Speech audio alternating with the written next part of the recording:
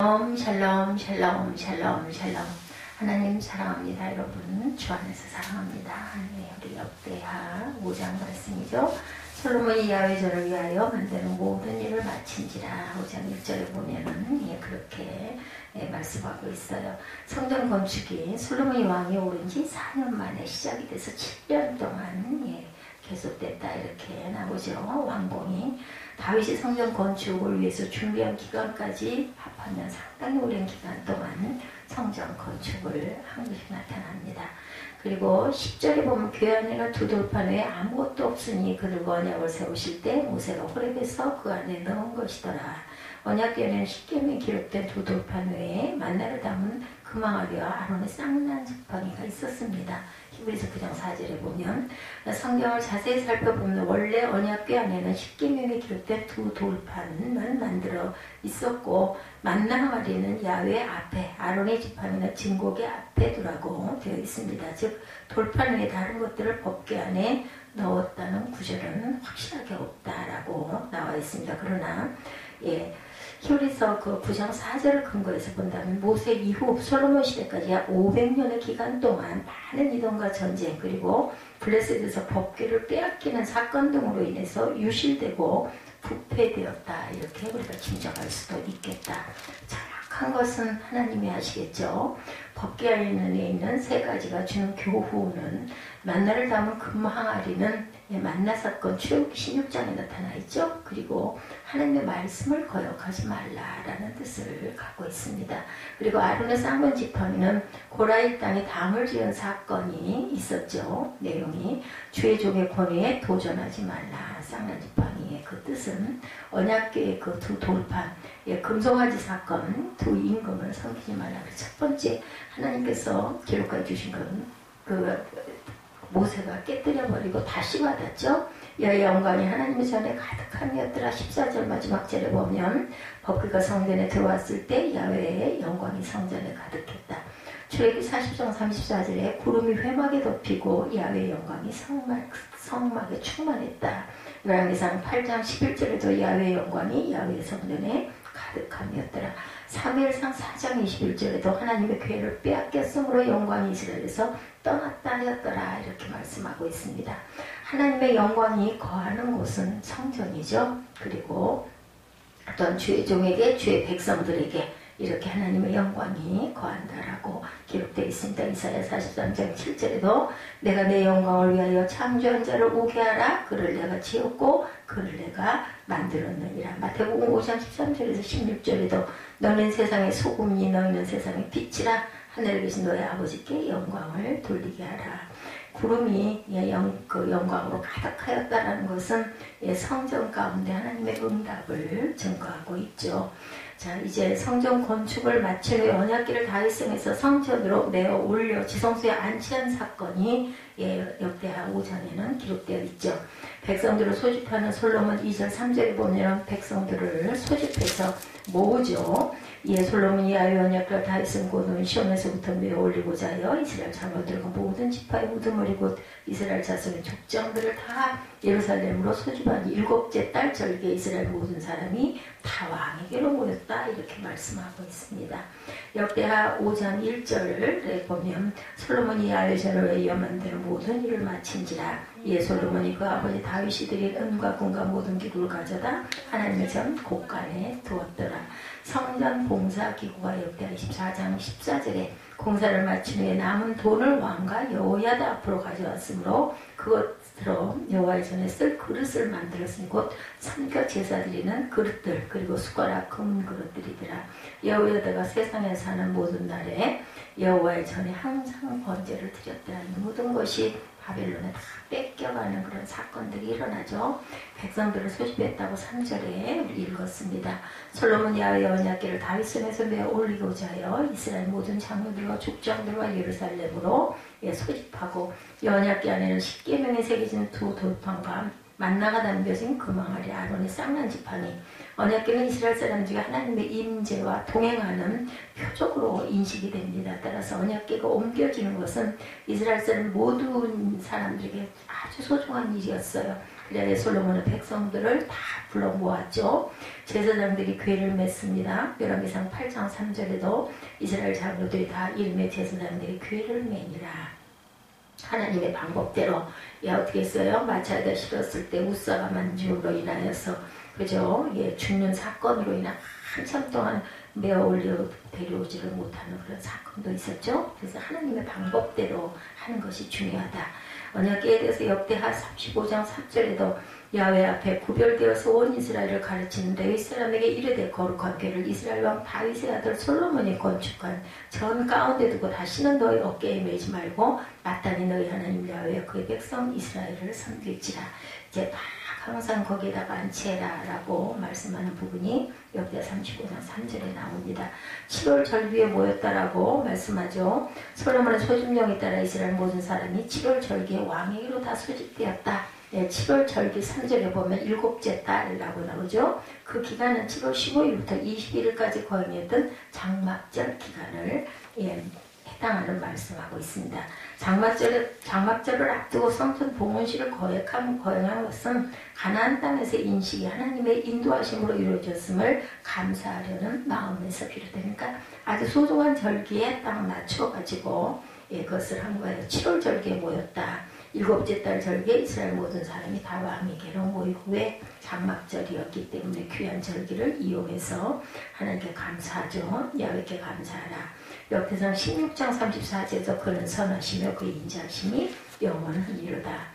언약궤를 안치합니다. 7절에 보면 언약궤를 매는 제사장과 레위인에 대해서 4절 5절에도 말씀하고 있습니다. 솔로몬은 500년 동안이나 휘장 안에 거하던 언약궤가 영광 처소인 예루살렘 성전에 옮겨지는 것을 아주 특별한 일로 기쁜 일로 여깁니다. 그래서 그는 제사장과 레위 사람을 통해 메어 올리도록 하죠. 다른 성경 부분들을 보면 특별히 제사장이 언약궤를 메었다는 사실이 강조됩니다. 솔로몬은 언약궤의 성전에 대해 큰 경외심을 갖도록 그 일에 제사장을 택하여서 옮기죠. 깨끗하게 해야 합니다. 또한 출애굽기 40장 12~3절에 너는 또 아론과 그 아들들을 회막문으로 데려다 물로 씻김에 아론에게 거룩한 옷을 입히고 그에게 기름을 부어 거룩하게 하여 그가 내게 제사장의 직분을 행하게 하라. 그러니까 깨끗하게 항상 씻어야 된다는 거죠. 백성을 축복하는 신분 역대 30장 27절에 그때 제사장들과 레위 사람이 일어나 백성을 위하여 축복하였으니 그 소리가 하늘에 들리고 그는 그의 기도가 야훼에서 거룩한 처소 하늘에 이르렀다라고 말씀합니다. 제사장과 레위 사람이 일어나 백성을 축복합니다. 그것은 누구? 제사장 레위 사람 하나님께서 주신 레위 지파를 통해서 이루어진다. 궤 앞에 모여서 제사를 드리는 회중에 대해서 6절에 언약궤가 성전으로 옮겨지는 동안 회중들은 궤 앞에 모여 제사를 드리죠. 솔로몬 언약궤가 옮겨지는 영광스러운 행사를 기쁨과 감사로 바라보는 백성들의 마음을 제사로 드림으로 하나님께 영광이 되도록 합니다. 그러나 이때 솔로몬이 제사를 드린 것은 하나님께서 주신 지혜에서 나온 것이고 왕이 정성을 다해 하나님께 제사 드리는 모습 속에서 이스라엘의 참 왕은 하나님이심을 선포합니다. 만왕의 왕이 되셔서 영광 받으신 하나님의 백성이 되는 기쁨은 제사를 통해 더욱 고조가 되죠. 양과 소가 수없이 많이 든 것은 정성을 다한 이스라엘 백성 전체의 마음이었습니다. 그러므로 성전 건축은 결코 솔로몬 혼자만의 일이 아닌 이스라엘 백성 전체의 일이고 기쁨이었습니다. 이러한 시기에 백성들은 궤 앞에 모여 정성을 다해 제사를 드리죠. 셀 수 없을 정도였다.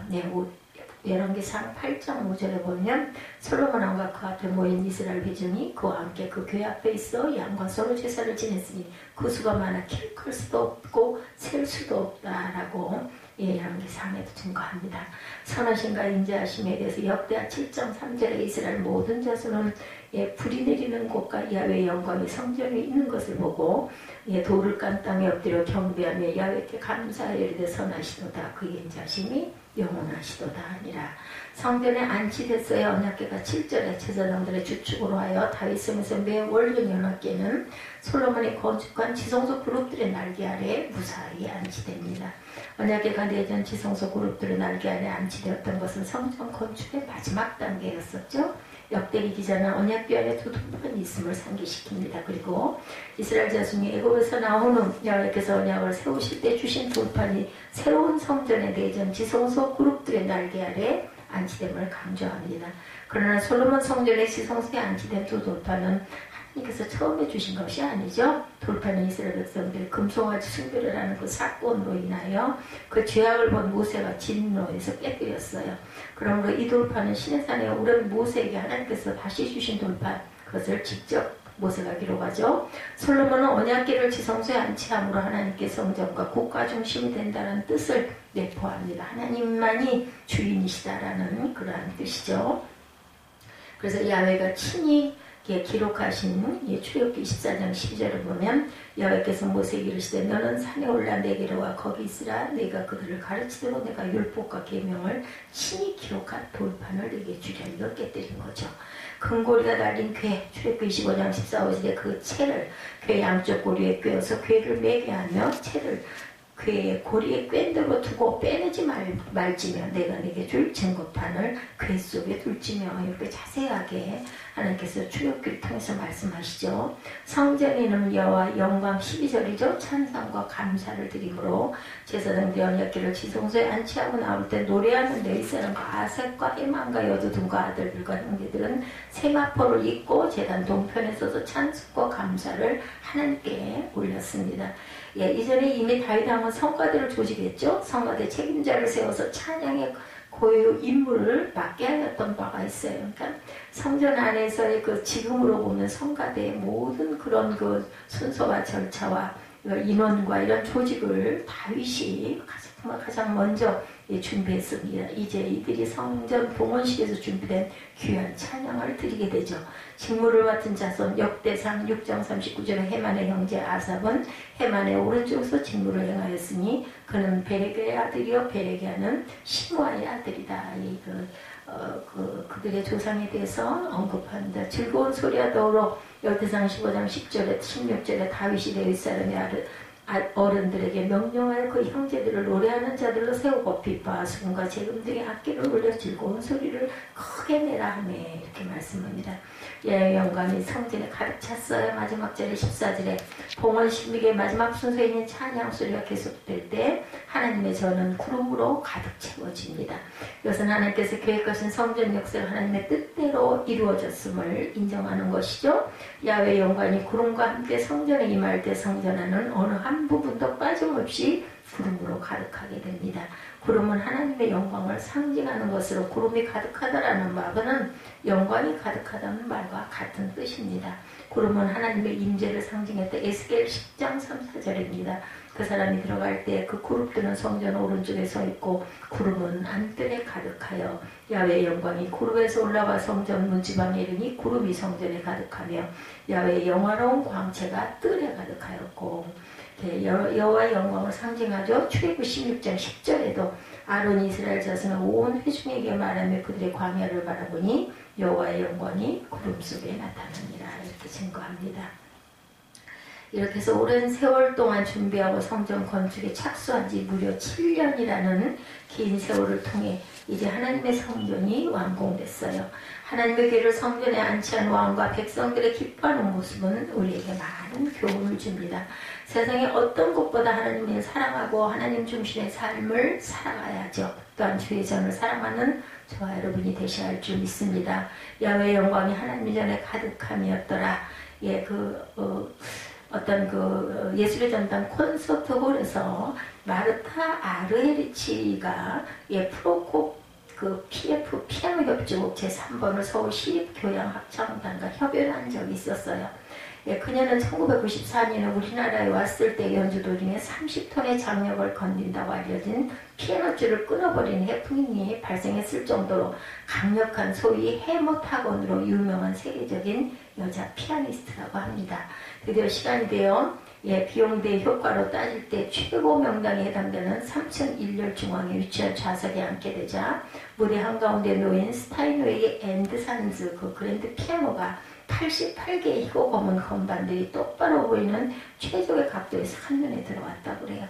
스타인웨이 앤드산즈 교회 피아노를 아는 반주자들이 언젠가 교회 찬양대석에도 꼭 한번 설치할 수 있기를 고대하고 모든 피아니스트들이 아주 그 피아노를 굉장히 그 명기로 여기고 연주하기를 원하는 그런 피아노라고 합니다. 그리고 그 뒤에는 협연대 그렇듯이 위축된 그 소규모 관현악되는 자리를 잡고 앉아 악장의 리드를 따라 오케스트라 튜닝을 하고 있었어요.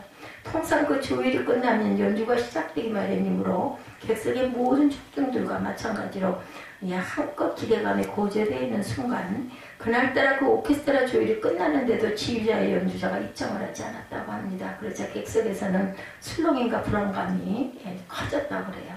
왜냐하면 마르타 아레리치는 무언가 자신의 연주에 방해되는 요소가 발생되면 공연 직전에도 취소를 해버리는 연주자로 아주 소문이 대단했다고 그러죠. 그래서 그 기다리는 시간이 몇 분이나 흐르게 되자 혹시 오늘도 그런 불상사가 발생하는 게 아닌가 하고 이렇게 염려와 두려움이 가중됐다고 합니다. 그 순간 드디어 마르타 아레리치가 정명원 지휘자와 함께 무대로 들어왔다고 그래요. 객석에서는 박수가 터져나왔는데 그것도 전무후무한 입장 시에 기립박수들을 쳤다고 합니다. 기다리면서 얼마나 마음을 졸이고 그 연주를 보려고 마음을 먹고 있다가 나타나지 않으니까 그런 열렬한 환영의 박수가 나오게 된 원인은 바로 그런 불안과 두려움 가운데 애타게 기다리던 심정이 안도와 환희로 바뀌게 되었기 때문이겠죠. 그리고 드디어 시작한 그녀의 연주는 그야말로 청중의 혼을 빼놓는다는 표현이 맞을 정도로 아주 명연주였다고 합니다. 또한 그 스타인웨이 앤즈 산지 역시 60대 할머니라고도 믿어지지 않을 정도로 강력한 그녀의 타건을 잘 건져내면서 피아노가 낼 수 있는 가장 아름답고 힘찬 소리를 듣게 해주었는데 그 결과 그날의 연주회를 통해서 어느 음악평론가가 아레치의 연주를 들으면 그 연주회장에 들어오지 못한 사람이 불쌍하게 여겨진다라고 말한 것이 100% 공감이 된다고 그래요. 그처럼 명기와 명연주자가 만나 실로 감동 깊은 공연을 만들어내는 것은 교회에서도 일어나기도 하는 일이라고 합니다. 교회에서는 무슨 공연이 아니라 예배를 통해서 그 자리에 모인 성도들이 영적 감정을 느끼고 체험하게 되죠. 오늘 본문의 내용은 솔로몬 왕과 이스라엘 백성들이 예루살렘 성전 건축을 완성한 뒤 그 지성소의 언약궤를 안치하는 봉헌식 행사 중에 바로 그런 은혜가 가득 넘쳤던 사실을 보여줍니다. 주신 말씀에서 우리가 항상 예배 공동체로 모일 때마다 그와 같은 감동과 은혜를 충만하게 누리게 해주는 본질적 요소들이 무엇인지 함께 상고해 보도록 합니다. 성도를 예배에 모이게 하는 구심점은 성전 건물이 아니라 오직 말씀이죠. 1절부터 10절의 말씀에 솔로몬이 여호와의 전을 위하여 만드는 모든 것을 마친 자리에 그 붙인 다윗이 드린 은과 금과 모든 기구를 가져다 하나님의 전 곳간에 두었더라 이렇게 시작을 하죠. 그랬을 때 그 채가 길어서 9절에 보면 궤에서 나옴으로 그 끝이 내전 앞에서 보이니 밖에서는 보이지 아니하며 궤가 오늘날까지 그곳에 있고 10절에 보면 궤 안에는 두 돌판 외에 아무것도 없으니 이것은 이스라엘 자손이 애굽에서 나온 후 야훼께서 저희와 언약을 세우실 때 모세가 호렙에서 그 안에 넣은 것이었더라 이렇게 기록이 되는 것으로 10절이 끝나죠. 드디어 야훼 전, 즉 솔로몬의 성전이 완성돼서 화려한 장엄한 그 자태를 드러냈습니다. 성전의 내부 장식도 끝났고 제단, 바다, 등대, 진설병, 상 그리고 향단과 같은 거룩한 기구들 역시 완성되어 이제 제자리에 안치가 되죠. 그리고 오늘 본문에 이르러서 가장 중요한 성전 기물인 언약궤를 내전 지성소에 안치하는 식순을 가지고 있죠. 두말할 것 없이 이건 성전 건축의 마지막을 장식하는 가장 중요하고 뜻깊은 특별한 순서입니다. 오직 대제사장만 그것도 1년에 딱 한 번 들어갈 수 있는 지성소에 하나님의 임재의 가장 직접적인 상징인 언약궤가 안치된 것은 그 솔로몬의 성전이 성전으로서 영적 기능을 본격적으로 정식으로 발휘하기 시작하게 됨을 알리는 테이프 커팅 같은 행사였기 때문이었다고 그래요. 그처럼 중요한 날이니만큼 솔로몬과 백성들은 철저히 계획을 세워서 단 한 점의 차별도 없이 완벽히 진행하고자 온 정성을 다하는 부분이 14절 전체에 드러나 있죠. 그들은 그동안 예루살렘 시온산의 성막에 모셔있던 언약궤를 성전에 옮겨오기 위하여 7월절기의 날짜를 잡았어요. 장막절이었단 거죠. 7월은 이스라엘 백성에 있어서 일반 달력의 새해가 시작되는 달, 예를 들면 우리나라로 보면은 1월 1일과 같은 그런 설 명절, 특히 셋째 주간은 장막절과 대속죄일이 있는 달이었다고 합니다. 솔로몬은 성전 완공과 동시에 이 큰 절기를 치르도록 하기 위해서 7월 둘째 주간 중에 이처럼 언약궤 안치의 날을 잡았으니 입증되고, 실제로 바로 이 주간이 나중에 성전 봉헌 절기가 되기도 합니다. 그리고 그날이 되자 온 이스라엘 대표자들이 다 모인 가운데 제사장들이 야훼 언약궤를 그 처소로 메어드리는 성전 지성소에 안치되는 행사를 치렀던 거죠. 그 언약궤를 지성소에 모시는 장면에서 다른 것은 아무 이상이 없었어요. 언약궤를 지성소 안에 그룹들의 날개편 날개 밑에 정확히 안치했고, 그 채, 즉 언약궤를 운반할 때 쓰는 기다란 막대기들도 역시 궤를 꿰인 상태 그대로 함께 안치가 되죠. 그 채의 길이가 언약궤보다 훨씬 긴 까닭에 내전 앞에서는 그 끝이 보였지만 뒤로 갈수록 보는 각도가 줄어든 까닭에 내전 밖에서는 보이지 않았다고 한 거죠. 그렇지만 그처럼 의미 있고 중요한 행사의 결정적인 흠처럼 보이는 일이 하나 있습니다. 그것은 바로 언약궤 자체에 있었습니다. 10절에 다시 보면 궤 아래는 두 돌판 외에는 아무것도 없었으니 라고 말씀하죠. 이것은 우리에게 마치 정말 대단한 충격의 내용일 수도 있습니다. 언약궤 안에 원래는 십계명과 두 돌판과 함께 만나를 담은 항아리, 그리고 아론의 쌍난 지팡이 세 가지가 함께 들어있었다는 것을 우리 모두가 잘 알고 있는데, 본문에서는 언약궤 안에 두 돌판 외에는 아무것도 없었다 이렇게 확실히 못을 받고 있어요. 왜 그렇게 되었는지 알 길이 없는데, 혹자는 솔로몬이 만난 항아리와 아론의 지팡이를 언약궤에서 꺼내서 성전의 다른 곳에 보관했을 것이다 라는 추측도 하고 있지만, 이것은 전혀 가망성이 없는 가설이고, 솔로몬이 그렇게 할 이유도 없고, 언약궤 안에 있는 성물들을 그처럼 함부로 다룬다는 것은 감히 있을 수 없는 일이기도 하죠. 또 한 가지 추측은 그 언약궤가 블레셋 민족에 빼앗겨 있을 동안에 두 가지가 분실되었을 것이다 추측입니다. 바로 엘리 제사장의 두 아들 홈리와 비느하스가 언약궤를 가지고 블레셋과의 전쟁에 나갔다가 패전을 당하고 언약궤까지 블레셋 사람들에게 빼앗겼었죠. 그 와중에 난 사고가 아닐까 이런 짐작들을 합니다. 이유는 정확히 알 수 없지만 어찌 되었든 솔로몬의 새 성전에 언약궤를 안치하는 그 중대한 행사에 정작 그 언약궤 안에 원래 보관되어 있던 성물들이 분실되었다라는 거죠. 상식적으로 생각할 때 정말 중요한 그 결격 사유가 아닐 수가 없습니다. 그것은 마치 연주회장의 무대 중앙에 놓인 피아노의 소리를 내지 못하는 건반들이 몇 개 있는 것 같던, 어찌 보면 상당히 치명적인 것이었는데, 그럼에도 불구하고 그날의 언약궤 봉헌식은 아무 탈 없이 오로지 은혜가 충만한 가운데 진행이 되었습니다. 오늘 보면 우리가 읽은 것처럼, 왜냐하면 그 돌판만 있어도 언약궤가 상징하는 본질적 요점은 충분히 보충이 되었기 때문이죠. 바로 그 돌판에 새겨진 십계명을 통해서 이스라엘 백성들은 야훼께서 호렙 신의 산에서 그들의 선조와 세우신 언약 가운데 거하는 선민으로의 축복은 여전히 누릴 수 있었던 것이다. 오늘까지도 진짜 언약궤가 어디에 있을는지에 두고 궁금해하는 사람들이 많다고 합니다. 인디애나 존스 잃어버린 성궤를 찾아서라는 영화, 그 전에 굉장히 유명했었죠. 풍나를 히트가 있었습니다. 그런 호기심을 자극했기 때문에 이런 그 영화도 만들어졌다는 것이죠. 지금도 에티오피아 기독교인들은 자기네 나라의 시온성 메리 교회에 보관되어 있는 것이 바로 모세가 만들었던 법궤라고 주장하기도 한다고 하네요. 오늘날 신약시대의 그 성도들은 그런 소리에 귀가 솔깃해질 필요는 전혀 없습니다. 만약 이 지구상 어디 언약궤에 실물이 남아있다 하더라도 그 안에 있을 것은 여전히 두 돌판일 것인데, 우리에게는 그보다 훨씬 더 소중한 완전한 계시가 주어져 있기 때문이고, 그것이 바로 성경 말씀이죠. 그 언약궤 안에 두 돌판에는 십계명밖에 없지만 우리에게는 신구약 66권이라는 더 이상 더하거나 뺄 수 없는 완벽한 성문 계시를 각자의 손에 가지고 있기 때문에 그렇게 궁금해하고 아쉬워할 일은 없다. 다만 역사적인 어떤 사건의 일들을 우리가 알고 가자는 거죠. 그럼 우리 성경 말씀이야말로 저와 여러분들이 정말 예배 때마다 항상 또한 예배를 드리고 같은 구절을 몇 번을 드린다 하더라도 그것이 그날 우리의 심령 안에 있는 생각 들로 인하여는 은혜가 각자 다릅니다.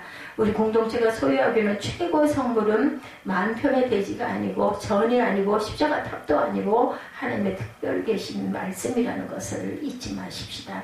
이 성경에서 우리는 죄인에게 영생 구원을 주는 복음 진리를 깨달아 알게 되고 성경을 통해서 개혁주의 신학의 교리를 정립하고 성경이 가르치는 바를 따라서 교회의 헌법을 만들고 교회를 세우고 나아가고 있기 때문입니다. 참된 성도들에게 자기 교회 속은 언약궤 속에 빠진 다른 성물들이 있다 하더라도 그것이 신경 쓸 필요는 전혀 없을 것이다. 역사예요. 역사 빌딩 한 칸을 빌려 교육관으로 쓸 공간조차 없는 좁은 장소에서 예배를 드리는 사람들도 있을 것이고 재정이 넉넉하지 못해서 전도사 한 명도 둘 형편이 되지 못하는 그러한 교회들도 있을 것이고 그렇지만 신구약 성경을 신앙과 행위의 유일무이한 규본으로 믿고 따르는 교회라면 아무 결격사유가 없는 거예요. 어떤 상황으로 예배를 드린다 하더라도 천막을 치고 그저 바닥에 그 옛날에는 가만이죠. 그 쌀가만 이런 것들을 깔고도 예배를 아주 힘차게 드렸습니다. 예배자들이 주일마다 하늘로 내리는 은혜를 사모하는 마음으로 모이게 만들어주는 지성소의 성물임을 우리들이 깨닫고 가야 되겠다. 두 번째, 성도의 예배의 은혜가 넘치게 해주는 요인은 제사장의 사역이 아니라 하나님의 임재라는 것이 오늘 말씀의 역대하 그 5장 말씀의 내용이죠. 11절이야 14절에 이때에는 제사장들이 그 반차대로 하지 아니하고 스스로 정결케 하고 성소에 있다 나오매 노래하는 레위 사람 하삭과 해몬과 여두둔과 그 아들들과 형제들이 다 세마포를 입고 동편에 서서 재금과 비파 수금을 잡고 또 나팔 부는 제사장 120인이 함께 서 있었다. 나팔 부는 자와 노래하는 자는 일제히 소리를 발하여 야훼를 찬송하며 감사하는데 나팔 불고 재금치고 모든 악기를 울리며 소리를 높여 야훼를 찬송하며 가로되 선하시도다 그 자비하심이 영원히 있도다 하며 그때 야훼 전에 구름이 가득한지라. 제사장들이 그 구름으로 인하여 능히 서서 섬기지 못하였으니 이는 야훼의 영광이 하나님의 전에 가득함이었다라고 기록하고 있습니다. 그날의 주요 성물은 물론 언약궤였지만 주역을 맡은 사람은 날이날이니만큼 바로 제사장들이었죠. 그래서 그들은 이날만큼은 그 반차대로 하지 아니하고 전원이 그 행사에 나왔어요. 즉 제사장들에게 원래 돌아가면서 자기 순번이 되면 성전에 나가 섬기는 반차가 정해져 있었는데 그것이 그날은 그렇게 하지 않고 전부 다 스스로 정결케 하고 완전한 준비를 갖추고 이날 언약궤 안치식에 참여했다라고 기록됩니다.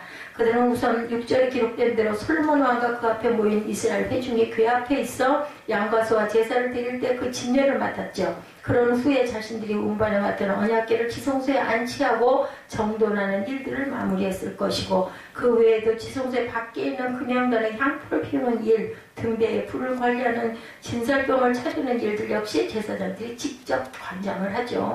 근데 그처럼 제사장들이 자신의 성물을 수행하는 동안 예기치 못한 사태가 발생해요. 13절 하반절부터 14절 상반절에 보면 그때 야훼 전에 구름이 가득한지라 제사장이 그 구름으로 인하여 능히 서서 섬기지를 못하였다 이렇게 말하죠. 그 성전에 가득 찬 구름으로 인하여 지척이 풍감되지 지금으로 보면 아주 안개처럼 앞이 안 보였다는 겁니다. 모든 반차의 제사장들이 아침 일찍부터 몸을 정결케 하고 철저히 준비를 갖추고 나와서 언약궤 봉헌식을 거행하고 있었는데 그 직무 수행에 차질을 빚게 되었다. 오늘날로 말하자면 각종 순서들이 짜인 어떤 특별 행사가 열리고 있었는데 도중에 예기치 못한 사고가 발생해서 진행이 중단된 격입니다. 그 직전까지는 언약궤 봉헌에 대해서 감사의 제사가 드려지고 그 후에 이어 레위인의 찬양대가 온갖 악기와 합주를 맞춰서 선하시도다 자비하심이 영원히 있도다라고 소리를 높여 야훼를 찬송하는 감동적인 예배가 진행되고 있던 중이었다라는 겁니다. 근데 갑자기 짙은 안개처럼 성전을 가득 채운 구름으로 인해서 행사의 주역이 있던 제사장들이 등이 서서 섬기지를 못하는 사태가 발생했다. 상식적으로 생각하면 제사장들은 당황할 수밖에 없을 것이고 레위인들을 비롯해서 그 자리에 있던 솔로몬 왕과 이스라엘 백성들 모두가 아마 상당히 당황했을 것 같은데 본문에 보면 어디에도 이날의 행사가 그 때문에 무슨 차질이 생겼다든지 불안전하게 마쳤다든지 혹은 참석자들의 마음에 옥에 티처럼 여겨졌다는 기록은 전혀 없죠. 왜냐하면 그 구름은 결코 예배 진행을 방해하는 사고가 아니라 영광이었기 때문입니다. 더 기뻐했을 것 같아요. 그 구름을 통해서 솔로몬의 새 성전의 야훼의 영광이 충만하면서 야외 임재하심으로 확인되었을 때 다른 요소들은 그저 사소한 일에 불과해요. 그게 중요한 게 아니죠. 비록 언약궤 안에 결핍된 성물들이 있다 하더라도 하나님께서 친히 그 시간 그 성전에 임재하고 계신다는 사실이 드러났기 때문에 더 이상 아무런 문제가 될 수 없었다. 제사장들이 목욕 제기하고 화려한 예복을 갖추어 거룩한 예식을 진행하고 있기는 했지만 그런 모습도 하나님의 영광 앞에는 비교할 대상조차 되지 않았다라는 것. 가장 중요한 건 하나님의 임재라는 것을 여기서 강조하고 있습니다. 오늘날에도 교회에 나와 그 전전 앞에 나타나는 사람의 모습만 보는 그러한 그 성도들이 많은데 그런 사람들은 오늘 목사의 설교가 어땠어, 저땠어, 길었어, 짧았어, 뭐 장로들이 시간을 재고 시계를 들여다보고 요점만 간단히 이런 이따 이 얘기들을 하는 거 다 소용없다는 거예요. 하나님의 영광이 가득하다라는 것은 목사가 성령에 감동돼서 하나님의 말씀을 열심히 증거하고 전할 때 그게 마음으로 서로 통했을 때 하나님의 영광이 야외 전에 가득했다라는 지금은 성전 안에 뭐 구름이 막 임재하고 이런 건 없지만 우리 때로는 성가들을 통해서 특송을 통해서 은혜를 받죠. 저는 그 모든 것들이 다 하나님의 은혜의 영광이라고 이렇게 생각을 합니다. 우리가 이 성전에서 예배드려서 모일 때마다 오직 야훼는 그 성전에 계시니 온 천하는 그 앞에서 잠잠할지이다. 하박국 2장 20절 말씀입니다.